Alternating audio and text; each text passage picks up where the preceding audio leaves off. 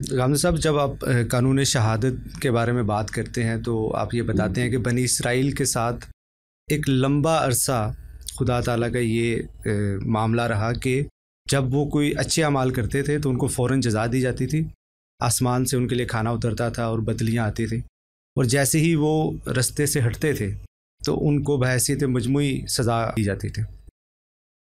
سوال یہ پیدا ہوتا ہے غامدی صاحب، پھر آپ یہ بھی فرماتے ہیں کہ خدا نے یہ سارا سلسلہ زمین کے درمیان میں کیا تاکہ پوری دنیا سے لوگ آ کر یہ دیکھ سکیں کہ خدا نے ایک قوم کے ساتھ وہی قیامت برپا کی ہوئی ہے جو آخرت میں پوری انسانیت کے لیے برپا کی جائے گی۔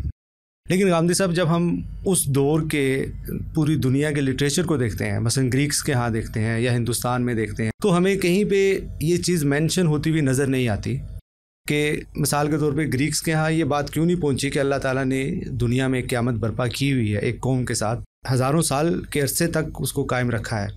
تو سوال میرا یہ ہے کہ کیا یہ اسکیم کامیاب نہیں ہو سکی، یا کیا وجہ تھی کہ گریکس تک یا دوسرے لوگوں تک یہ بات نہیں کنوے ہو سکی؟ میں یہ نہیں کہہ رہا کہ وہ اس کو قبول کر لیتے، لیکن بطور ایک دعویٰ ڈسکس بھی ہوتا ہوا وہاں پہ نظر نہیں آ رہا کہ ایک قوم کے ساتھ خدا یہ کام کر رہا ہے۔ انسان نے اس کو قابل التفات ہی نہیں سمجھا، پیغمبر بھی آتے رہے ہیں تو بالعموم نظر انداز کر دیے گئے ہیں۔ یعنی انسان یہ سمجھتا ہے کہ وہ اس زمین پر ایک خودکار مخلوق ہے، وہ آسانی کے ساتھ اس کو قبول کرنے کے لیے تیار نہیں ہوتا کہ وہ کہیں سے ہدایت پائے گا۔ پنڈت جواہر لال نہرو سے ایک موقع کے اوپر پوچھا گیا کہ مذہب سے آپ کی گریز کی وجہ کیا ہے؟ نہ آپ اس پر کوئی بات کرتے ہیں، نہ نفی میں کوئی بات کرتے ہیں، نہ اس بات میں کوئی بات کرتے ہیں۔ تو انہوں نے فرمایا کہ میرے لیے یہ تصور ہی قابل قبول نہیں ہے کہ مجھے کسی دوسرے شخص کو زمین پر حتمی حجت سمجھنا ہے۔ تو انسان آسانی سے اس کے لیے تیار نہیں ہوتا۔ اللہ تعالیٰ نے انسان پر یہ ذمہ داری ڈالی ہے کہ وہ خود حقیقت کا سچا طالب بن کے ہدایت تلاش کرنے نکلے۔ یعنی اللہ تعالیٰ یہ نہیں کہتے کہ ہدایت میں تمہارے دماغ میں ٹھونس دوں گا، میں تم پر مسلط کر دوں گا، میں ہدایت تمہارے اوپر نازل کر دوں گا، تمہارے لیے گریز کی کوئی گنجائش نہیں رہے گی۔ وہ یہ کہتے ہیں کہ میں نے ہدایت کا اہتمام کر دیا ہے۔ یعنی رسول بھی جب آتا ہے تو وہ آ کے کیا کرتا ہے؟ وہ اپنی بات بیان کر دیتا ہے۔ مثال کے طور پر آپ رسالت میں آپ صلی اللہ علیہ وسلم کی زندگی میں دیکھیں تو ایسا نہیں ہے کہ آپ لوگوں کا پیچھا کر رہے ہیں، نہیں، آپ کی طرف ایک کلام نازل ہو رہا ہے، آپ اس کو اپنی جگہ پڑھ کے سنا رہے ہیں۔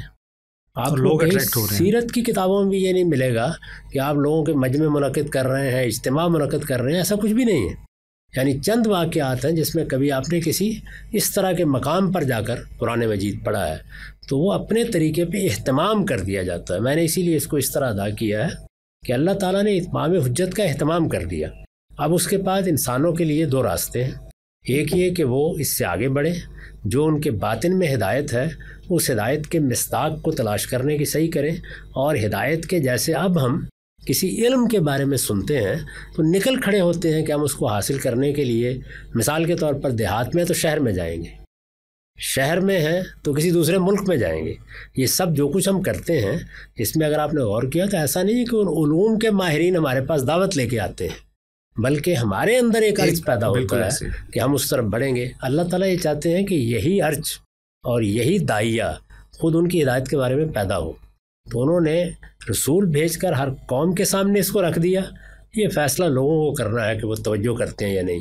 آپ اگر تصویر دیکھیں قوم لوط کی، صاف معلوم ہوتا ہے کہ ان کی پوری زندگی میں کسی نے توجہ ہی نہیں کی کہ ان سے کوئی بات بھی سننی ہے ہمیں، ورنہ اگر ان کی یہ حیثیت ہی مان لی گئی ہوتی تو آپ کا خیال ہے کہ اس طریقے سے لوگ ان کے گھر میں آتے جیسے کہ قرآن نے بتایا ہے، یا سیدنا صالح کے بارے میں۔ تو یہی کم و بیش صورتحال ان دونوں قوموں کی بھی ہے۔ ایک خطہ ارض کا انتخاب کیا، آباد کر دیا، ان کے ہدایت کی ایک پوری تاریخ بننا شروع ہو گئی، پیغمبر موجود ہے، اب لوگوں پر ہے جس کا جی چاہے جا کے سیکھ لے، نہیں سیکھا لوگوں نے تو یہ ان کا اپنا فیصلہ ہے۔ اور اس معاملے میں عام طور پر انسان جو رویے اختیار کرتا ہے وہ بڑی حد تک اسی انانیت سے پیدا ہوتے ہیں۔ انانیت کو آپ ذرا برے معنی میں نہ بھی استعمال کریں تو میں ہوں نا، میں جانتا ہوں، مجھ پر چیز واضح ہے، یہ کیا چیز ہے جو باہر سے آ رہی ہے۔ اس وقت آپ دیکھ لیں کہ آپ پہلے زمانے میں تو چلیں آپ یہ کہہ سکتے ہیں کہ لوگوں کو معلوم نہیں، پتہ نہیں چلا ہوگا، کیا اس وقت بھی لوگوں کو معلوم نہیں کہ جزیرہ نما عرب میں ایک پیغمبر آئے تھے؟ کیا اس وقت بھی یہ بات معلوم نہیں ہے ان کو؟ لیکن آپ اگر مغرب میں چلے جائیں اور عام لوگوں سے ملیں، آپ پہ حیرت انگیز انکشاف ہوگا کہ سوائے چند یونیورسٹیوں کے پروفیسروں کے کسی کو پتہ بھی نہیں، معلوم ہی نہیں ہے ان کو۔ یعنی ایک یہ ہے کہ ان کو یہ پتہ ہے کہ کوئی مسلمان بھی ہوتے ہیں، یہ بات کہ محمد الرسول اللہ کی بعثت کسی خاص مقصد سے ہوئی ہے، انہوں نے اللہ کی حجت پوری کی ہے، یا کوئی ایک ایسی شہادت کتاب نازل ہو گئی ہے جس کتاب کو خدا کی کتاب کہا جاتا ہے۔ ورنہ آپ خود سوچئے کہ قرآن مجید کو لینے کے لیے لوگ بھاگ کھڑے ہوں، ایسا ہونا چاہیے نا۔ یعنی مجھے آپ کو اگر پتہ چلے کہ اللہ کی کتاب بھی ایک کتاب ہے تو میرے اندر فطری طور پر کیا جذبہ پیدا ہونا چاہیے، تو آپ دیکھ لیں۔ یعنی آپ کو کہیں کوئی 1/1000 بھی نہیں ملیں گے ایسے لوگ کہ جو اپنے طور پر نکل کھڑے ہوں کہ ہم نے اس کو تلاش کرنا ہے۔